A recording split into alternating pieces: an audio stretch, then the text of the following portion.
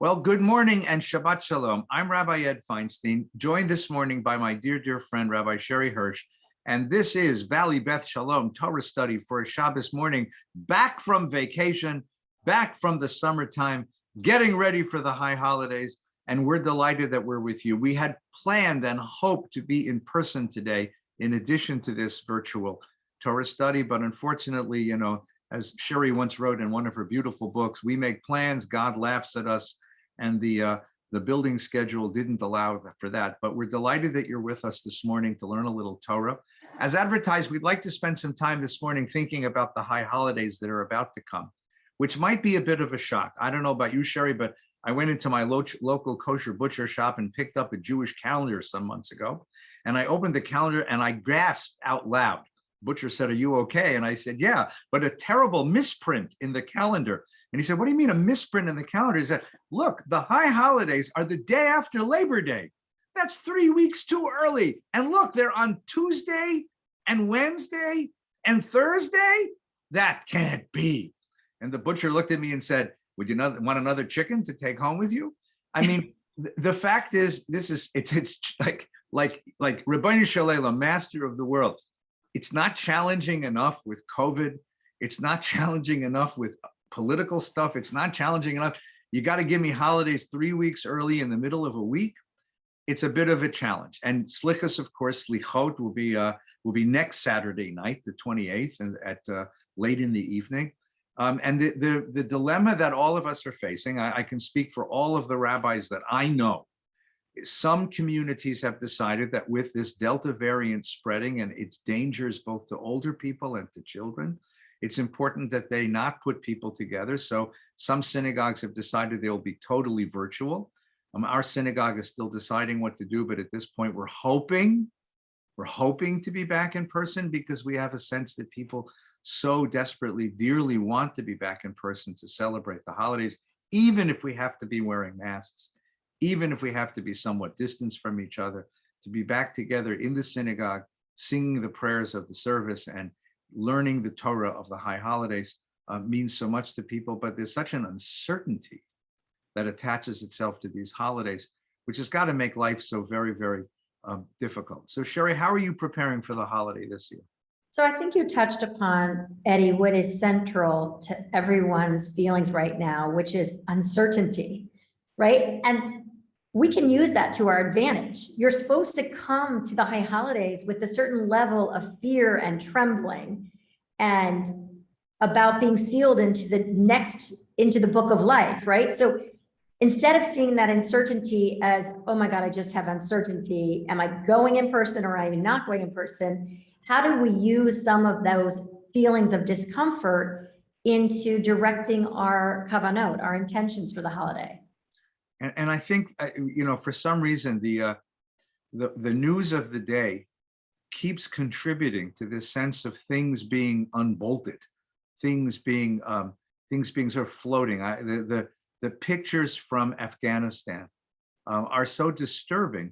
I'm not judging the policy. That's not my position at this moment to judge a policy. But you know, people who were so desperate to get out of that country that they would hang on to the landing gear, to the wheels of a jet taking off. And then across the world in Haiti, where there has been first this devastating earthquake, like they needed another one, followed by a tropical storm, which turned everything into a goopy mess. Just the sense of the uncertainty, the sense of the unboltedness, the sense of the disorganization, the arrival of chaos. Well, I think it's very easy, Eddie, to go into this place of, is this the end of the world kind of chaos? Like, it's very easy to go into this hopeless place, right? Because so much is happening around us. It's been going on. It's not new. We're 20 months in, right? And so it feels like, wow, it's really chaotic. And it's easy to go to this place of, what do I do now? What does it matter? A sense of hopelessness. And I think also part of the high holidays being early, which is maybe my justification, is that God is anxious for us to be together, to reinstill hope in each other when we can no longer do it for ourselves. So I think that's a very important theme to start with. I think the very important theme is that to use these holidays as a time to reach within and to acknowledge the fear, acknowledge the desperation, the hopelessness, acknowledge the losses that we've witnessed this past year, acknowledge even the approach of a quality of depression or even despair, and then to say, let's turn the page. The book is in front of us. Let's turn the page. What would we like this new year to be? What can I add to this new year? What inner resources can I call upon to give me a new year that's different from the last year? What would I like to accomplish? Where would I like to go? One of the things about this holiday, which I think is so beautiful, is that it has no story. Pesach has a story, the Exodus from Egypt. Sukkot has a story, the wandering in the desert. Shavuos has a story, the giving of Torah Sinai. Hanukkah has a story, the Maccabees' victory. Purim has a story, Esther and Mordechai. There's no story here. There's no history to this holiday. It's not a historical event. In some ways, it's a natural event. It's the end of a calendar year, the beginning of another calendar year. And the only story that's attached to this holiday is that line in the liturgy. It comes from the Talmud in Rosh Hashanah, Hayom Harat Olam. Today is the birthday of the world.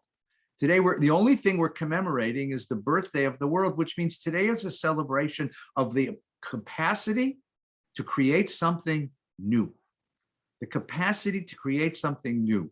And one of the things that I cherish about this holiday, I have a study partner besides you, Sherry. Don't be jealous. But I'm a little jealous. On Shabbos morning, I like to sit with a beautiful 19th century Hasidic master named Yehuda Aryeh Leib of Ger, the Ger Rabbi, who wrote a beautiful sefer called Sfat Emet, which literally means the plain truth. And he has he's a Hasidic rabbi of the late 19th, early 20th century, and he has a beautiful name for God. He calls God HaMechadesh. God is the source of the new. God is the power of new possibilities. God is the generator of the novel in the world. And the philosopher Hannah Arendt called it natality, the capacity of something to be born again, reborn, rejuvenated, renewed. And that's the capacity. That's the God I worship on Rosh Hashanah. The God has the capacity to look from the past, but to look forward to a future that's different from the one that I lived before. I'm not stuck in the story that I was living before. I have something to look forward to. Well, and I think I want to drill down on something you just said, because I think it's so important right now. I'm not stuck, right? The story that I've been living, it's easy to script a continuing story that's just more of the same. So one, I'm not stuck and it's not going to be the same, no matter if we think it is. The second is to name all the discomfort we have around it. Like, it's okay to be really feeling frustrated that you don't know where you're going for the high holidays, who you're going with. And I would just put a point out there. If you always go to someone's and they haven't invited you, know that it's chaos this year. So call them up and say, like, are you having people? Because I know I always come, but you may not be having people. And I just don't want to create a level of disagreement or a riff for just not being clear. And then the third thing is— what you do is you call them up and say, can I bring the potato salad or can I bring the coleslaw? That's all you got to ask. And they'll laugh at the other end of the phone. Just try that, by the way. Just say, would you like me to bring the whitefish or the Novalox? Just tell me and I'm there. And don't be offended if they say, you know what, due to our family rules, we're not doing it, or this or that, and, reach out. But then the third part of this is, what does it look like to go to high holidays with a vision for what's possible? Like, what do I want to see in the world? What do I imagine? A year from now, how would I want to look back on this year? Is a different way than we normally approach the high holidays, which is, let's look back and see what we didn't do right and how do we fix it. This year I'm saying, and I think you're saying as well, how do we look forward and be a part of what's possible? Right, there's a section of the prayer service, as you well know. The Rosh Hashanah Musaf service is a symphony in 3 movements. The first movement is called Malchuyot, God is King. The second movement is Zichronot, God who remembers, the covenant. And the third is a beautiful one called Shofarot. It's about the blowing of the shofar, but the shofar becomes a symbol of tomorrow. It's a symbol of redemption. It's a symbol of the capacity of the world to change from what it was to what it ought to be. my dear revered teacher, Rabbi Schulweis, used to always push us. He said, don't ask what is, don't ask what was, ask what ought to be. But don't ask me what the synagogue is or what the synagogue was. Ask me what the synagogue ought to be. And don't ask me what I was or what I am. Let's think about what I ought to be. And to live in the world of ought, O-U-G-H-T, the world of a vision of a future, the world that embraces and celebrates possibilities. That's one of the functions of the holiday, to push us to think forward and not backwards. And then the other piece of that, I think, is the notion of sin, which again is not a very popular notion these days because we think it's judgmental, negative, but you have to understand what the sin is. The sin is living as if you have no choices, as if you have no possibilities. The sin is living tomorrow just like your yesterday. The sin is not understanding that we have choices moving forward in the world. Worst of all, the sin is living without intentionality, without reflection, without deliberation, just doing habitually what I did, right? I have a friend who made a very funny comment once. He said, the synagogue where I worship, over the ark, they have the word stenciled, because we've always done it that way. And you know, a tradition that gets stuck in its reverence for yesterday, there's something sinful about that, just as human beings who get stuck in what they've done yesterday without looking for the possibilities of tomorrow, which are inviting us, which are luring us, tempting us. And I want to just acknowledge that it's pretty hard to think about possibility in the midst of the chaos and in the muck, right? It's really hard to think about, like, what are we going to do for the holidays? You know, where are we going to be? It's hard to think about that when I, as a mother of 5 children, as all of you know, it's like, I got to move 1 into college. I got to get 3 started back at school after not being at school for basically 2 years, right? 1 started middle school and now she's starting high school and hasn't been there since. So there's so many things in the muck. And so it's easy to script a very sort of stuck case. And one of the things that I always say is there's not 2 choices. There's multiple choices. We just may not like the consequences of them, but there's never just 2 choices. There's always multiple choices. And if we can see the plethora of choices, then we can say, okay, I may not like the consequences of it, but I'm not trapped. I'm not trapped in this existence, and I'm not trapped in this story. And I feel like where we get stuck so frequently is believing that we have one choice, believing that that's the only choice, believing that there's no other alternatives, and that this is scripted for us forever. It's wonderful. That's very important. You'll appreciate this as the mother of 5 children who were growing up. So our home has been under construction for the last 2 years. And just a few weeks ago, it finished. And we moved back in. We were living in the garage, basically, and we moved back in. There's a very heavy box that I put in the garage of old photos of the family. And Nina said, bring it in. And after fetching, I brought it in. And I popped open the lid just to make sure that it was the right box. And on top is a picture of the family from about 20 years ago. And here are my kids when they were small. And here are my kids when they were still at home. And here are my kids when they were here I was with hair, with a dark beard. And it literally floored me. I actually had to sit down on the floor because the tears came. And you see where we've come from. Look at what's happened over these. If I could tell those people where we'd be today. And if you look at the people we are today and look back at those people, it's quite remarkable, that sense of how time passes and how things change, and of the possibilities that we grasp, and of the possibilities, the choices that we didn't make, the paths that we didn't walk down. And it's a very wistful way of thinking, but I think it's exactly what the holidays are for. And I want to add, Eddie, that this year, I think there's a lot of opportunity to pivot, to make new traditions, to do it differently than you've always done it. If you're going to script a new story, then you got to script different rituals, traditions. So I was thinking the other night, my husband at 10:30 at night, we were all playing a game and he ordered pizza. And I thought to myself, what are we, a fraternity? What are you doing here? Like, what?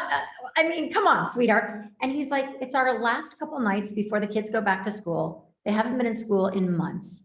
He's like, I just thought it would be fun. And I just remembered feeling so much love for him because the kids were laughing. It was 11 o'clock at night. We're eating pizza. I felt like I was 20 again. And they felt like, you know what? We're making some new rules. And I don't think we've ever ordered pizza at 11 at night on a Tuesday night. Like, it's just not, again, we're not a fraternity. But that being said, I think this is the year to do some new rituals. Don't put the same pressures on yourself to serve the exact same meal. Change it up. Change it up with the people, change it up with the food, change it up with where you sit, and maybe break a few rules in order to make a new story. Right. So let me just add one, I think, important, if you'll excuse me, a public service announcement. Oh, good. There are lots of us out here, lots of us listening, lots of us who have gone through this very difficult year in isolation and social distancing. We're having a very hard time looking at possibilities for the new year. We're facing this new holiday, this new year, with a great deal of dread, with depression, even a sense of despair. There are lots of people who are really, really sad, who are feeling that so much has been taken from us and so little given back.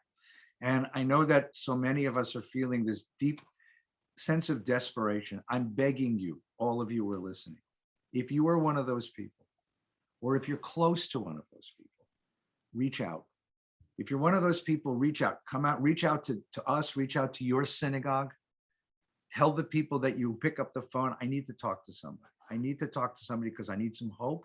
I need some strength. I need to build some inner resources. There are wonderful mental health resources. And don't be afraid of that phrase, mental health. Doesn't mean you're nuts. It means you need a little help. You need a little strength. You need a little chizuk, we call it, a little bit of inspiration. You need a spark of possibility for the new year. So reach out to your synagogue, reach out to our synagogue, reach out to a community counseling center, sit down with somebody. You can do it over Zoom even. My daughter's been doing therapy over Zoom for a year now. Reach out and sit down and talk this out. You can't undo this alone. The Talmud has a beautiful teaching about it. It's a great rabbi, Rabbi Yochanan, who could heal anybody with a touch of his hand until he got sick. And one of his students comes to him and says, Rabbi, so heal yourself. He says, no, it doesn't work that way. You can't heal yourself. If you're down in the pit, you need someone to lift you out. If you're feeling that sense of desperation, of despair, of sadness, of closed possibilities, of deep worry that you can't shake, of sadness, please, please reach out. Please reach out and get help. And if you're close to somebody like that, you reach out to them and then help them reach out to somebody. And I'm going to ask you one more little thing. And I'll go, be a little chutzpahdik. If you think that your friend, if you think that your spouse, if you think that your brother-in-law, if you think that your kid, if you think that your parent is having that kind of difficulty, be a little pushy. It's better to apologize later that you misunderstood what their sadness was than have to say later, God, if only I had. So please get the help. Let's get the help we need. The resources are here to help. We just have to reach out. We're right here waiting for you. Go ahead. It's so beautiful that you just said that. And I think it's so important. There's a custom on Elul, we blow the shofar each day of Elul, which is the month in preparation that we're currently in before the high holidays. And this idea that every morning you hear the shofar is supposed to awaken you. And I suggested this custom often to people is whether you hear the shofar or not, which maybe you do, maybe you don't, but every morning wake up and call someone that you need to speak to. Don't text them, don't email them, pick up the phone and leave a message for 30 days. Not the same person, each day a different person, because you just don't know who's in that sense of isolation. And some of the people that project that they've got it all together are some of the people that are the most isolated. And I think you and I occupy a very unusual space in the world as rabbis, because we see what's not being said. People come to us because they can confide in us in a way that they can't confide in anyone else.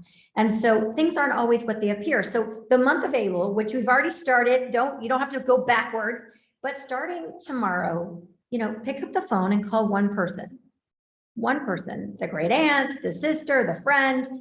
And it doesn't have to be someone you're totally worried about, but just make that one call to help them see possibility. And then what I would say, the other part of it is just listen. It's so easy. I know for me, I'm a talker. I mean, I'm a professional talker. That's what I get paid to do. But my biggest asset and when I'm most proud of myself is when I call someone and I say, I just called to check in, and then I shut my mouth to really listen. Yeah, thank you. That's a beautiful thing. And I would only add one caveat to it. If you're not the kind of person who loves to make a phone call, and some of us are a little disabled on the telephone, in the course of a day, you're coming across all sorts of people. Pick one. Pick the guy at the supermarket. Pick the woman at the bank. Pick the guy who comes and fixes something in your home. You just take one person and make a resolution just quickly that you're going to connect with that person, see how they're doing, ask them how they got through the pandemic. Just let another human being know that they are visible to you. Well, it's so interesting, Eddie, because in chaos, we have to get very granular.